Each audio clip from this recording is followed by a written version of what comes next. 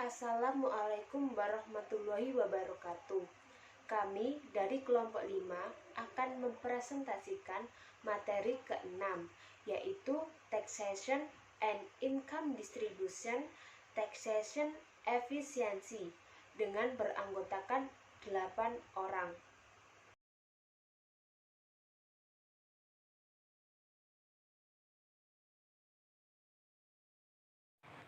Perpajakan dan distribusi pendapatan.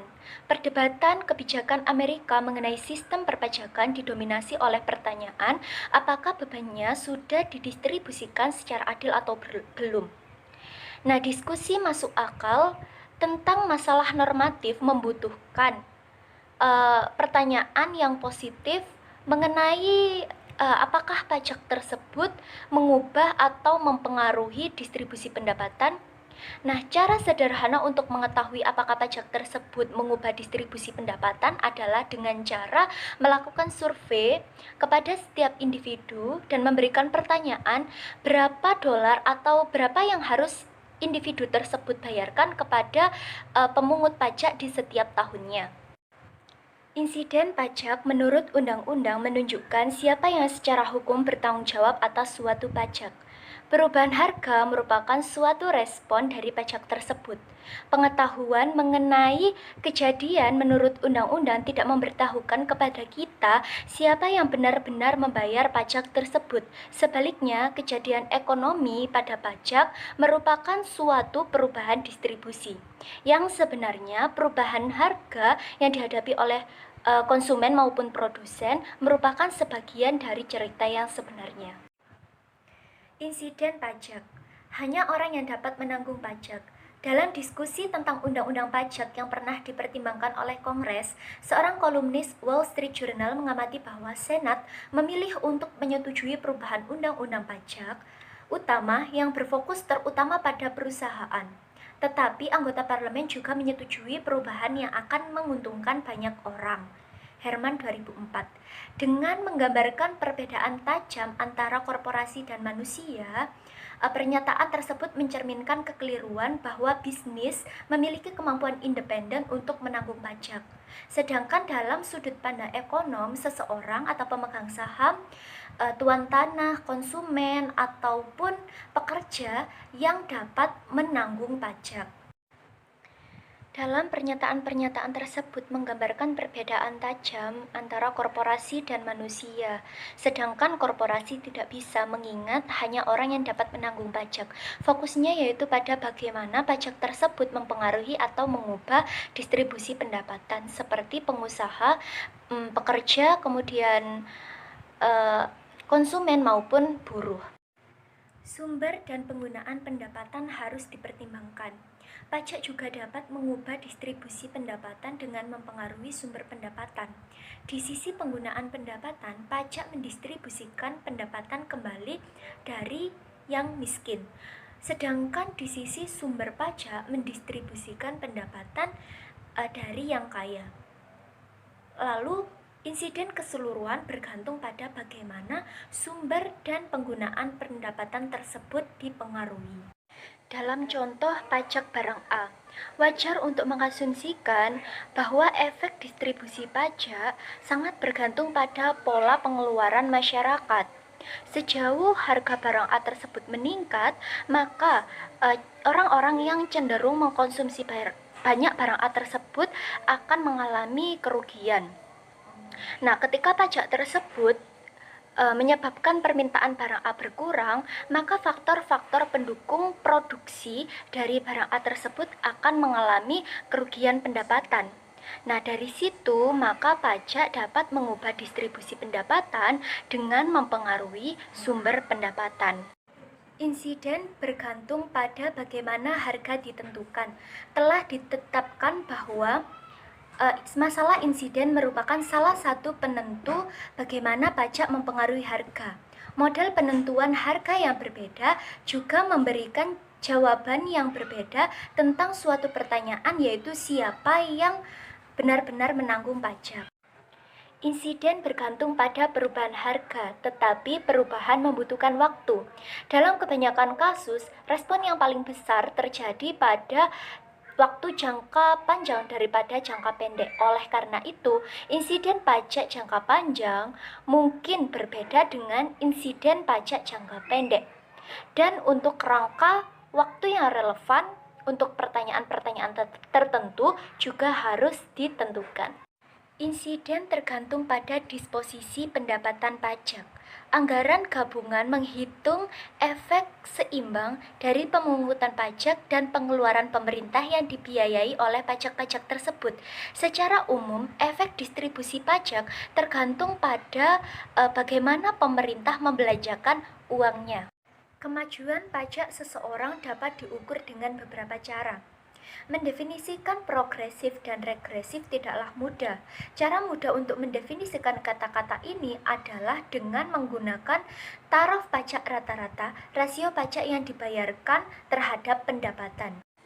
Mendefinisikan progresif dan regresif dapat dilihat jika tarif pajak rata-rata meningkat seiring dengan pendapatan, maka sistemnya dapat dikatakan progresif. Sedangkan sebaliknya, ketika tarif pajak rata-rata menurun seiring dengan pendapatan, maka sistemnya dikatakan regresif. Kewajiban pajak berdasarkan sistem pajak hipotetis. Mengukur seberapa progresif sistem perpajakan lebih sulit dibandingkan dengan mendefinisikan progresifnya. Banyak alternatif telah diusulkan dan telah dipertimbangkan dua alternatif sederhana. Yang pertama yaitu semakin besar tarif pajak rata-rata yang diiringi dengan peningkatan pendapatan, maka semakin besar pula progresifnya. Nah, secara aljabar, misalkan T0 dan T1 adalah kewajiban pajak yang benar pada tingkat pendapatan I0 dan I1 dengan I1 lebih besar dari I0, maka pengukuran progresif V1 yaitu V1 sama dengan T1 per I1 negatif T0 per I0 dibagi I1 negatif I0. Kemungkinan kedua adalah untuk mengatakan satu sistem pajak lebih progresif daripada yang lain jika elastisitas penerimaan pajak sehubungan dengan pendapatan, yaitu persentase perubahan pendapatan pajak dibagi persentase perubahan pendapatan lebih besar. Nah, di sini ekspresi yang akan dievaluasi adalah V2 yang didefinisikan sebagai V2 sama dengan T1 negatif T0 per T0 dibagi I1 negatif I0 per I0. Model equilibrium sebagian. Untuk mengetahui bagaimana harga ditentukan. Pada bagian ini menganalisis keseimbangan parsial model penentuan harga. Model ini yang hanya melihat pasar di mana pajak dikenakan. Analisis ini menganalisis tentang penambahan pajak per unit, serta menganalisis dari sisi supply dan demand di persaingan sempurna. Pajak unit komoditas. Dalam hal ini, harga pajak dilambangkan dengan $. Sebelum dikenakan pajak, harga dan kuantitas berada pada P0 dan Q0. Di dalam kurva mempresentasikan penawaran dan permintaan minuman champagne sejenis bir. Kunci dari analisis ini adalah bahwa dengan adanya pajak, harga yang dibayar konsumen serta harga yang diterima produsen berbeda dengan harga yang belum terkena pajak. Harga pajak yaitu $, per galon champagne merubah kurva permintaan yang dirasakan produsen.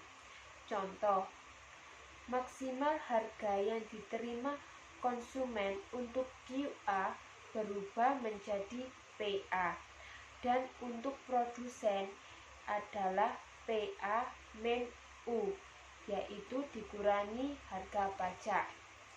Dalam hal ini, kami mengambil contoh kurva permintaan dan penawaran minuman champagne. Kurva pertama merupakan kurva champagne yang belum berubah setelah terkena pajak. Pada kurva yang pertama menunjukkan bahwa titik A merupakan titik maksimal harga yang akan dibayarkan konsumen setelah ditambah pajak. Sedangkan titik N ke M merupakan harga yang akan diterima produsen setelah terkena pajak. Kurva kedua merupakan kurva permintaan dan penawaran setelah terkena pajak dan sudah ditarik garis permintaan yang baru. Bisa dilihat jika garis permintaan bergeser ke kiri atau ke bawah, yaitu dari DC ke DC aksen, dan dari titik K ke M merupakan daerah penerimaan pajak. Langkah selanjutnya ialah mencari titik equilibrium yang baru. Seperti yang sudah saya paparkan, setelah terkena pajak, maka titik equilibriumnya terdapat baru dan terdapat dua harga baru. Harga yang diterima produsen berada di persimpangan kurva permintaan dan penawaran elastis, dan harga yang diterima konsumen adalah PN plus U, di mana U mempresentasikan harga pajak. Kita cukup naik dari persimpangan DC aksen dan SC aksen ke harga asli kurva DC. Harga jadi determine adalah PG, karena PG termasuk pajak. Ini sering disebut dengan bagian kotor dari pajak. Pajak ad valorem. Pajak ad valorem sangat mirip dengan pajak per unit. Di pajak ini memiliki strategi dasar, yaitu mencari tahu bagaimana pajak mengubah kurva permintaan efektif dan hitung equilibrium baru. Namun, alih-alih menggerakkan kurva ke bawah oleh jumlah absolut yang sama untuk setiap kuantitas, pajak ad valorem menurunkannya dengan jumlah yang sama dengan proporsi. Untuk menunjukkan ini, kita harus mempertimbangkan kurva permintaan dan penawaran. Harga dan kuantitas equilibrium masing-masing adalah PO dan QO. Sekarang anggaplah pajak sebesar 25% dari harga kotor dikenakan atas konsumsi makanan. Pertimbangkan poin M di DF. Setelah pajak diberlakukan, PM masih paling banyak dibayar konsumen untuk QM pon makanan. Jumlah yang akan diterima produsen adalah 75% dari jarak vertikal antara titik M dan sumbu horizontal yang diberi label titik N. Oleh karena itu, titik N adalah satu titik pada kurva permintaan yang dipersepsikan oleh produsen. Demikian pula harga di titik R bermigrasi ke bawah seperempat jalan antara itu dan sumbu horizontal ke titik S. Pada kurva kedua, untuk setiap titik di DF, kurva permintaan efektif yang dihadapi pemasok ditentukan oleh D aksen F pada gambar kedua. Dari sini, analisis berlanjut persis seperti untuk pajak unit.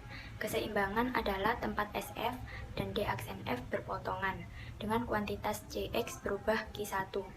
Harga yang diterima oleh produsen makanan, PN, dan harga yang dibayarkan konsumen, PG.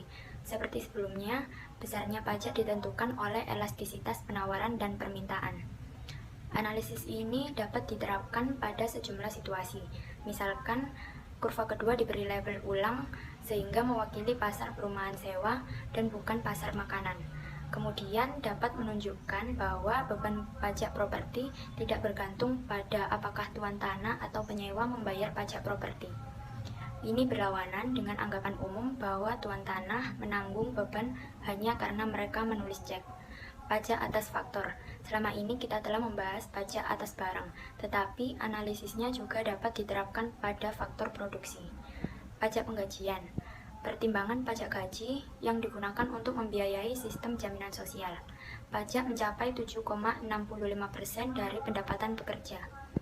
Harus dibayar oleh majikan mereka dan pajak dengan tarif yang sama dibayarkan oleh pekerja sendiri. Total 15,3%. Divisi ini memiliki sejarah yang panjang dan merupakan konsekuensi dari keyakinan para pembuat undang-undang bahwa pajak gaji harus dibagi sama rata oleh pemberi kerja dan karyawan. Tetapi perbedaan menurut undang-undang antara pekerja dan bos tidak relevan, seperti yang disarankan sebelumnya. Kejadian pajak tenaga kerja ini hanya ditentukan oleh irisan pajak antara apa yang diterima karyawan dan gaji pemberi kerja. Hal ini diilustrasikan pada gambar ketiga, di mana DL adalah permintaan tenaga kerja dan SL adalah penawaran tenaga kerja. Untuk tujuan ilustrasi, asumsikan SL tidak elastis sempurna. Sebelum pajak, upahnya adalah W0. Pajak Vollering atas tenaga kerja memindahkan kurva permintaan efektif di aksen L. Seperti biasa, jarak antara di aksen L dan DL adalah irisan antara apa yang dibayarkan untuk suatu barang dan apa yang diterima oleh mereka yang memasoknya. Setelah pajak diberlakukan, upah yang diterima pekerja jatuh ke WN. Di sisi lain, WG, harga yang dibayarkan oleh pemberi kerja, tetap di W0. Dalam contoh ini, terlepas dari pembagian pajak, menurut undang-undang, tingkat upah yang diterima oleh pekerja jatuh persis dengan jumlah pajak mereka menanggung seluruh beban. Tentu saja, kita bisa mendapatkan hasil sebaliknya dengan menggambarkan kurva penawaran sebagai elastis sempurna. Hal penting yang perlu diingat adalah bahwa tidak ada kejadian pajak yang dapat diketahui tanpa informasi tentang elastisitas perilaku yang relevan. Faktanya, sementara perkiraan elastisitas penawaran tenaga kerja bervariasi. Banyak ekonom percaya bahwa itu mendekati nol. Setidaknya dalam jangka pendek, tenaga kerja mungkin menanggung sebagian besar pajak gaji, meskipun Kongres berupaya untuk membagi beban secara merata. Perpajakan modal dalam ekonomi global. Strategi untuk menganalisis pajak atas modal pada dasarnya sama dengan strategi untuk menganalisis pajak atas tenaga kerja, menggambarkan kurva penawaran dan permintaan, menggeser atau memutar kurva yang relevan dengan jumlah yang bergantung pada tarif pajak, dan melihat bagaimana setelah pajak. Keseimbangan dibandingkan dengan yang asli. Dalam perekonomian yang tertutup untuk perdagangan, masuk akal untuk mengasumsikan bahwa kurva permintaan miring ke bawah atau perusahaan meminta lebih sedikit modal saat harganya naik, dan bahwa penawaran modal menurun atau orang memasok lebih banyak modal, menabung lebih banyak ketika pengembalian ke tabungan meningkat. Dalam hal ini, para pemilik modal menanggung sebagian beban pajak, yang besarnya bergantung pada elastisitas penawaran dan permintaan. Misalkan sekarang perekonomian terbuka dan modal bergerak sempurna lintas negara. Akibatnya ada pasar global tunggal untuk modal, dan jika pemasok modal tidak dapat mencapai tingkat pengembalian dunia yang sedang berjalan di negara tertentu, mereka akan mengeluarkan dari negara itu dan menaruhnya di negara lain. Dalam diagram penawaran dan permintaan, penawaran modal ke suatu negara tentu sangat elastis. Warganya dapat membeli semua modal yang mereka inginkan dengan tingkat pengembalian yang berjalan, tetapi tidak sama sekali dengan tingkat yang lebih rendah. Implikasi terhadap timbulnya pajak atas modal sangat mencolok.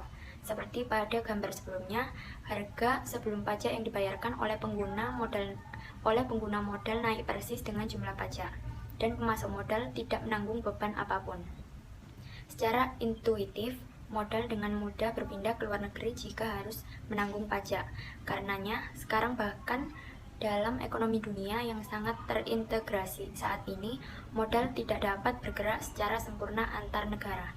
Selain itu, untuk negara seperti Amerika Serikat yang pasar modalnya relatif besar dibandingkan pasar dunia, dilakukan kurva penawarannya horizontal sempurna. Meski demikian, pembuat kebijakan yang mengabaikan globalisasi akan cenderung melebih-lebihkan kemampuan mereka untuk membebankan pajak pada pemilik modal. Sejauh modal bergerak secara internasional, pajak atas kapitalis dialihkan ke orang lain, dan progresivitas pajak atas modal yang terlihat jelas adalah ilusi. Perpajakan komoditas tanpa persaingan. Asumsi pasar kompetitif telah memainkan peran utama dalam analisis monopoli. Kebijakan dari persaingan adalah monopoli satu penjual. Pada kurva keempat menggambarkan perusahaan monopoli yang memproduksi komoditas X. Sebelum ada pajak, kurva permintaan yang dihadapi perusahaan monopoli adalah DX, dan kurva pendapatan marginal yang terkait adalah MRX. Kurva biaya marginal untuk produksi X adalah MCX. dan kurva biaya total rata-rata ATC/X.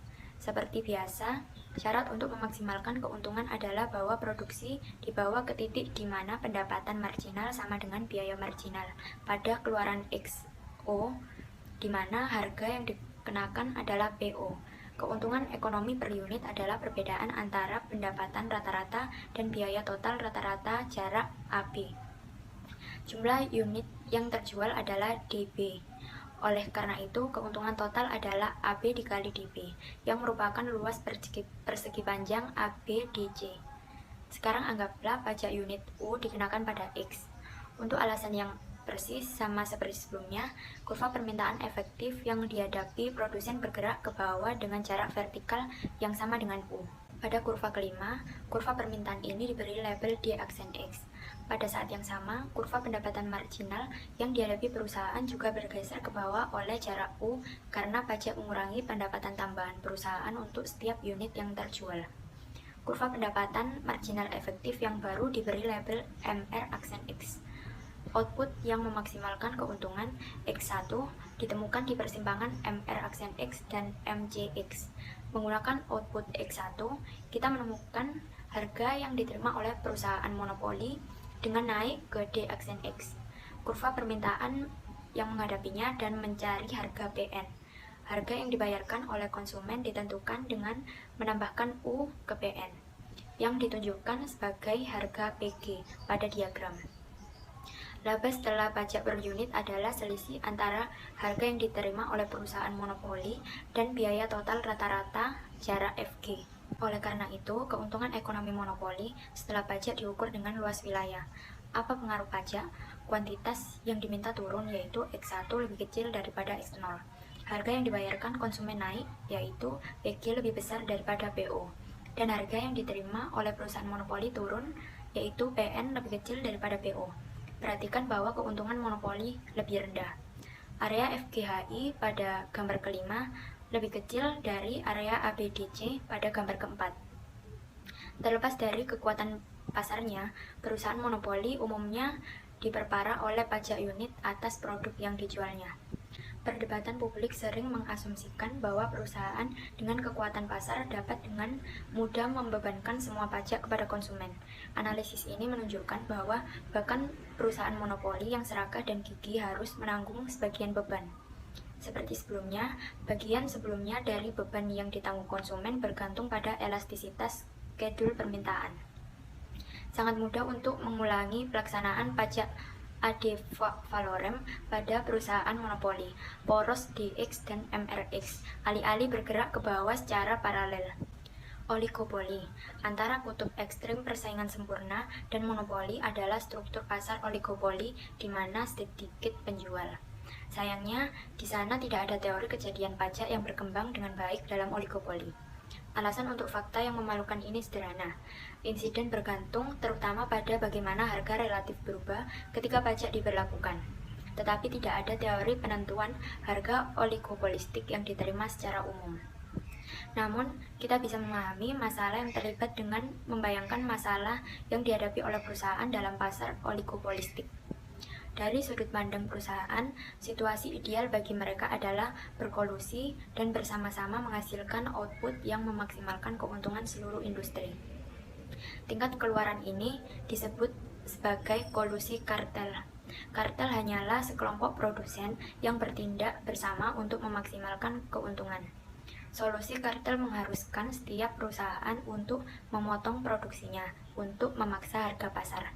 Masalah bagi perusahaan adalah solusi kartel sangat sulit diperoleh. Mengapa? Setelah kesepakatan tentang berapa banyak film yang harus diproduksi tercapai, setiap perusahaan memiliki insentif untuk menyontek perjanjian itu, untuk mengambil keuntungan dari harga yang lebih tinggi dan menghasilkan lebih dari kuota outputnya. Selanjutnya adalah pajak keuntungan. Pajak keuntungan adalah pajak yang dibebankan kepada perusahaan atas keuntungan ekonominya. Pajak atas keuntungan ekonomi perusahaan ini tidak dapat dialihkan kepada konsumennya, ditanggung kepada pemilik perusahaan. Nah, ini mematahkan sebuah perdebatan publik yang menganggap bahwa perusahaan itu bisa dengan kekuatan pasarnya bisa saja membebankan semua pajak kepada konsumen. Tentang insiden pajak atau tax incident ini menunjuk kepada distribusi akhir beban pajak. Dilihat dari sudut pandang ekonomi, dengan adanya pajak dapat menyebabkan harga relatif berubah, dan perubahan pajak dapat mempengaruhi kesejahteraan rumah tangga. Rumah tangga mungkin merasakan dampak pajak pada sisi sumber atau sisi penggunaan dari persamaan pendapatannya. Pada sisi sumber, rumah tangga menderita jika laba atau upah bersih yang diterimanya itu turun. Pada sisi penggunaannya, suatu rumah tangga itu menderita jika harga barang-barang yang dibelinya itu naik.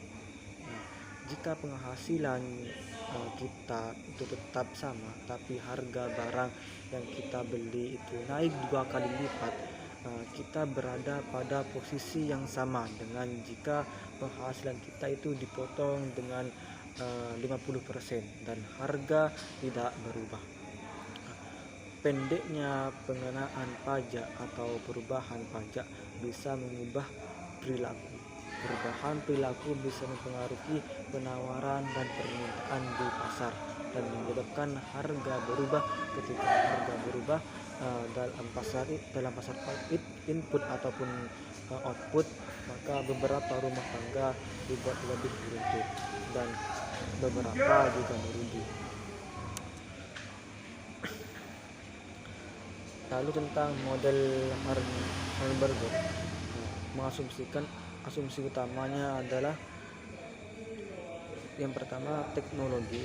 Perusahaan di setiap sektor menggunakan modal dan tenaga kerja untuk memproduksi keluaran. Di setiap sektor, pengadaan kedua input secara simultan menghasilkan dalam mengadakan output. Skala hasil konstan. Namun teknologi produksi mungkin berbeda antar sektor. Secara umum teknologi produksi berbeda dalam semua hal. Kemudian modal dapat diganti dengan tenaga kerja.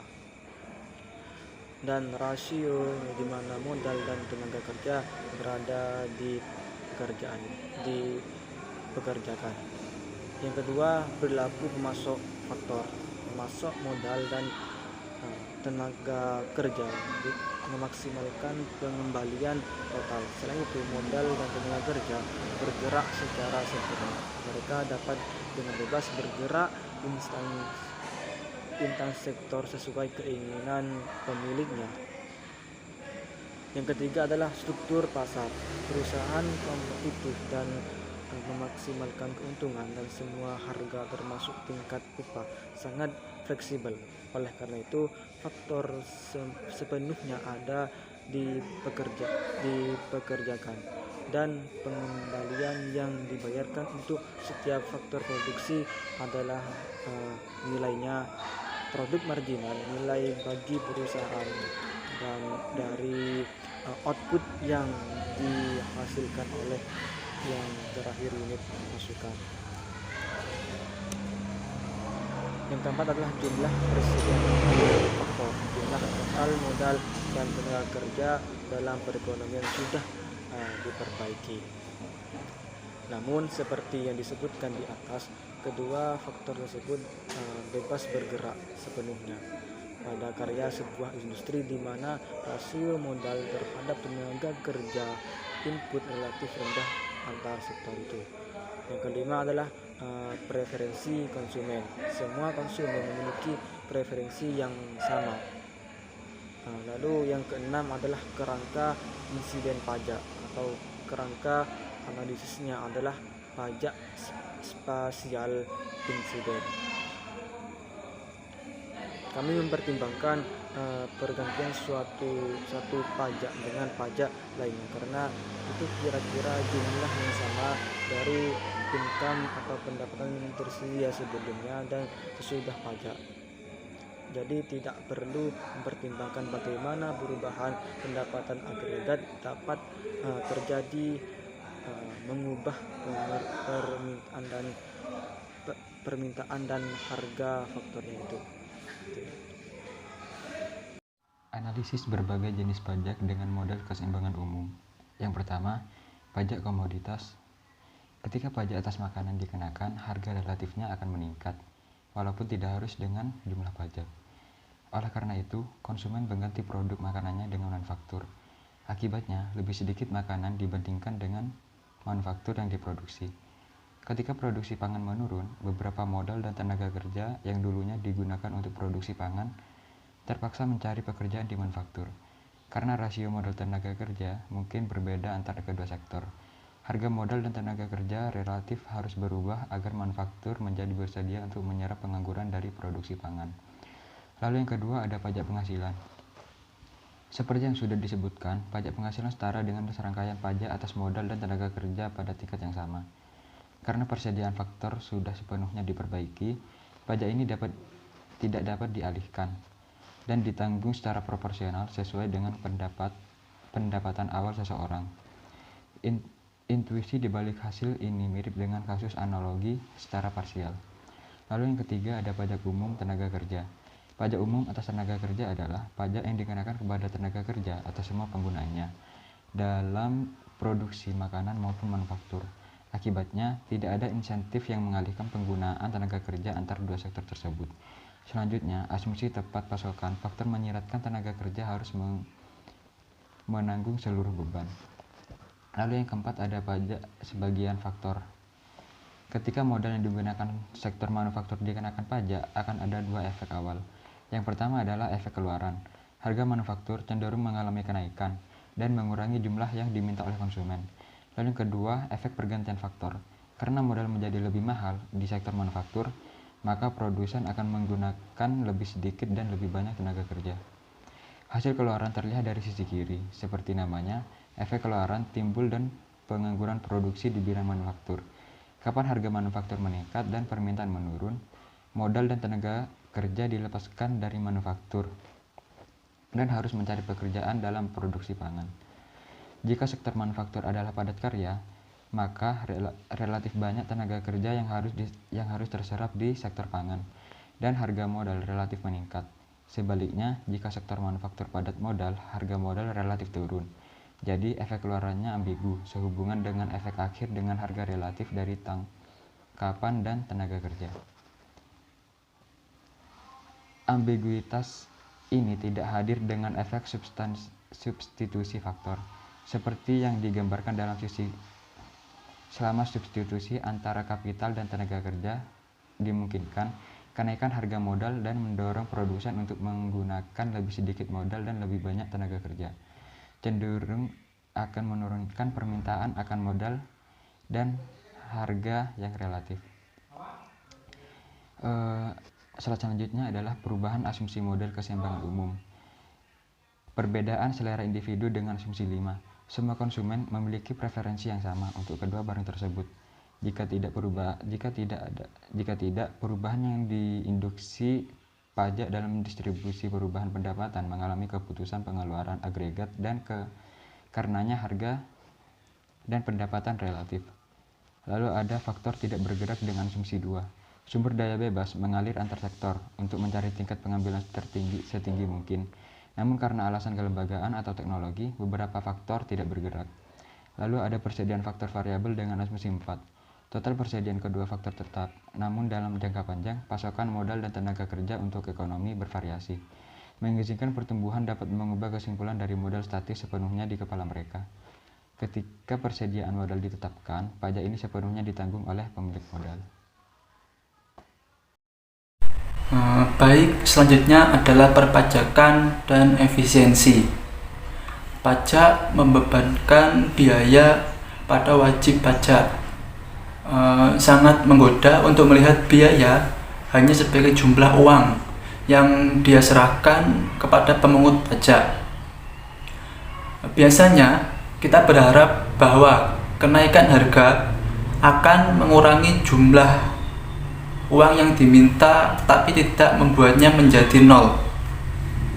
Namun demikian, hasil dasarnya menyatakan karena pajak mendistorsi keputusan ekonomi, hal itu menciptakan beban berlebih, hilangnya kesejahteraan di atas dan di luar pendapatan pajak yang dikumpulkan. Beban berlebih terkadang disebut sebagai biaya kesejahteraan atau kerugian bobot mati. Kelebihan beban berupa hilangnya kesejahteraan di atas dan di luar pajak yang dipungut juga disebut biaya kesejahteraan atau kerugian bobot mati. Nah, untuk slide selanjutnya yaitu beban berlebih ditentukan. Nah, di sini bisa kita lihat ada kurva pengaruh pajak terhadap batasan anggaran. Nah, di kurva ini sumbu X menunjukkan pound of barley per year atau pound barley per tahun. Nah, sedangkan pada sumbu Y menunjukkan pound of corn per year atau pound jagung per tahun. Di sini diceritakan Ruth memiliki pendapatan tetap $1 yang ia belanjakan hanya untuk dua komoditas, yaitu barley dan jagung. Dapat kita perhatikan bahwa pada setiap tingkat konsumsi barley, jarak vertikal antara garis AD dan garis AF menunjukkan pembayaran pajak Ruth yang diukur dalam jagung. Nah, untuk melihat ini, pertimbangkan jumlah acak dari barley di titik BA pada sumbu horizontal. Sebelum pajak diberlakukan, Ruth bisa mendapatkan pound barley di titik BA dan pound jagung di titik CA. Namun setelah pajak, jika dia mengkonsumsi pound barley di titik BA, dia hanya mampu membeli pound jagung di titik CB. Nah, oleh karena itu, perbedaan atau jarak antara titik CA dan titik CB harus mewakili jumlah pajak yang dipungut oleh pemerintah yang diukur dalam pound jagung. Kita dapat mengubah penerimaan pajak menjadi dolar dengan mengalihkan jarak CA-CB dengan harga per pound jagung. Nah, PC demi kenyamanan kita mengukur jumlah dalam satuan sehingga PC sama dengan 1. Dalam hal ini jarak titik CA-CB mengukur penerimaan pajak dalam jagung atau dolar. Nah, dengan batasan anggaran garis AD, Ruth memaksimalkan utilitas di titik E1. Pajak barley menaikkan harga barley dan mengubah batasan anggarannya ke garis AF. Nah, untuk slide selanjutnya bisa kita lihat kurva pengaruh pajak pada tingkat konsumsi. Pada kurva tersebut menunjukkan bahwa bandel yang paling disukai adalah di titik E2 pada kurva indiferensi I2, di mana konsumsi jelai pada titik B2, konsumsi jagung pada titik C2, dan tagihan pajaknya adalah jarak vertikal terkait antara garis AD dan garis AF, yaitu G pada titik E2. Nah, jelas Ruth lebih buruk di titik E2 daripada di titik E1. Namun, pajak apapun akan ditempatkannya pada kurva indiferen yang lebih rendah. Nah, pertanyaan pentingnya adalah apakah pajak barley menimbulkan kerugian utilitas yang lebih besar daripada yang diperlukan untuk meningkatkan pendapatan G di titik E2, atau adakah cara lain untuk meningkatkan pendapatan G di titik E2 yang akan menyebabkan kerugian utilitas yang lebih kecil bagi Ruth? Nah, jika demikian, pajak barley memiliki beban berlebih. Nah, setelah pajak, Ruth memaksimalkan utilitas di titik E2 sehingga tagihan pajaknya adalah jarak vertikal antara garis AD dan garis AF, yaitu pada garis di titik E2. Nah, selanjutnya pada kurva beban berlebih. Kita lihat pada kurva tersebut variasi ME3 yang setara yang melebihi pendapatan pajak jelai GE2. Maka untuk mengetahuinya kita bisa melihat pada titik ME3 sama dengan GN karena keduanya mengukur jarak antara garis sejajar AD dan HI. Karenanya ME3 melebihi GE2 dengan jarak E2N, yang artinya pajak jelai membuat Ruth lebih buruk dengan jumlah yang sebenarnya melebihi pendapatan yang dihasilkan. Jumlah kerugian kesejahteraan diukur dengan variasi yang setara melebihi pajak yang dikumpul kelebihan beban antara jarak E2N. Garis anggaran HI yang bersinggungan dengan kurva indiferen pada titik E3 memenuhi kedua kriteria. Jika dihadapkan dengan garis anggaran ini, Ruth akan sama dengan B3 pon jelai dan C3 pon jagung. Hasil pendapatan dari LUM jumlah pajak adalah jarak vertikal antara E3 dan batasan anggaran sebelum pajak atau jarak ME3. Tetapi di sini ditunjukkan bahwa ME3 juga merupakan variasi ekuivalen dari berpindah dari kurva indiferen 1 ke yang indiferen kedua. Nah, dapat kita simpulkan bahwa pajak lump sum yang membuat Ruth berada pada kurva indiferen yang sama seperti pajak Barley menghasilkan lebih banyak pendapatan bagi pemerintah. Alternatifnya, jika kita membandingkan pajak lump sum dan pajak Barley yang menaikkan pendapatan yang sama, pajak lump sum akan membuat Ruth berada pada kurva indiferen yang lebih tinggi. Dapat dibuktikan bahwa selama kurva indiferen memiliki bentuk yang biasa, pajak yang mengubah harga relatif menimbulkan beban berlebih. Alternatifnya, pajak yang mengubah harga relatif menjadi tidak efisien dalam artian menurunkan utilitas individu lebih dari yang diperlukan untuk meningkatkan jumlah pendapatan tertentu.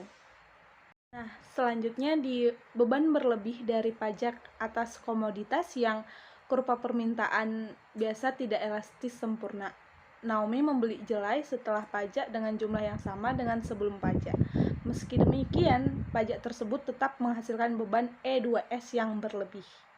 Nah, dengan tambahan pendapatan, pergerakan dari E3 ke E2 disebut sebagai respon kompensasi terkadang juga disebut sebagai efek substitusi. Respon yang dikompensasikan adalah yang penting untuk menghitung beban berlebih. Dengan konstruksi penghitungan kelebihan beban melibatkan perbandingan pajak koleksi di titik E2 dan E3 pada kurva indiferen 2, namun pergerakan dari E3 ke E2 sepanjang kurva indiferen 2 justru merupakan respon yang dikompensasikan. Perhatikan juga bahwa hanya dalam perpindahan dari E3 ke E2, laju substitusi marginal adalah terpengaruh. Seperti yang ditunjukkan sebelumnya, perubahan ini melanggar persyaratan yang diperlukan untuk alokasi komoditas Pareto yang efisien. Kurva permintaan biasa menggambarkan perubahan kuantitas yang tidak terkompensasi komoditas yang diminta saat harga berubah. Kurva permintaan kompensasi menunjukkan bagaimana kuantitas yang diminta berubah ketika harga berubah dan secara bersamaan pendapatan dikompensasikan sehingga paket komoditas individu tetap di kurva indiferen yang sama. Nah, salah satu cara untuk meringkas diskusi ini dengan mengatakan bahwa kelebihan beban bergantung pada pergerakan sepanjang yang dikompensasikan daripada yang biasa. Selanjutnya adalah pengukuran beban berlebih dengan kurva permintaan. Konsep beban berlebih dapat diinterpretasikan kembali dengan menggunakan kurva permintaan. Interpretasi ini sangat bergantung pada gagasan surplus konsumen. Perbedaan antara apa yang orang bersedia bayar untuk suatu komoditas dan jumlah yang sebenarnya harus mereka bayar. Misalkan tentang jelai atau barley tadi. Pada kurva ini, asumsikan bahwa kurva permintaan untuk jelai adalah garis DB. Kemudian asumsikan bahwa biaya marginal sosial jelai konstan pada PB, sehingga kurva penawaran adalah garis horizontal bertanda SB. Pada equilibrium Q1 pon jelai dikonsumsi, surplus konsumen berada pada area antara kurva harga dan permintaan, yaitu titik AIH. Selanjutnya, anggaplah bahwa pajak pada tingkat persentase TP dikenakan atas jelai, sehingga harga baru yaitu 1 plus TP kali PB dikaitkan dengan kurva penawaran S aksen B, sehingga penawaran dan permintaan berpotongan pada output Q2. Dari analisis tadi dapat disimpulkan bahwa yang pertama, surplus konsumen jatuh ke area antara kurva permintaan dan S aksen B, yaitu titik AGF. Kemudian kedua, hasil pendapatan dari pajak jelai adalah persegi GFDH. Hal ini karena revenue sama dengan produk dari jumlah unit yang dibeli atau HD dan pajak yang dibayarkan pada setiap unit, yaitu 1 plus TP kali PP sama dengan GH. Tapi HD dan GH masing-masing hanyalah alas dan tinggi dari persegi GFDH, dan karenanya produk mereka adalah luasnya. Kemudian yang ketiga, jumlah surplus konsumen pasca pajak dan penerimaan pajak yang dikumpulkan atau area HAFD lebih kecil dari surplus konsumen asli atau AHI menurut area FID. Jadi bahkan jika kita mengembalikan pendapatan pajak pada konsumen barley sebagai jumlah sekaligus atau keseluruhan, mereka masih akan diperparah oleh segitiga FID. Maka terjadilah beban berlebih pajak atau kelebihan beban pajak. Dari analisis tersebut memberikan kerangka untuk menghitung ukuran dolar aktual dari beban berlebih. Luas segitiga FID adalah setengah alas produknya atau perubahan jumlah jelai yang disebabkan pajak, dan tingginya ini pajak per pon. Beberapa persamaan sederhana menunjukkan bahwa hasil kali ini setara dengan setengah N kali PP kali Q1 kali T aksen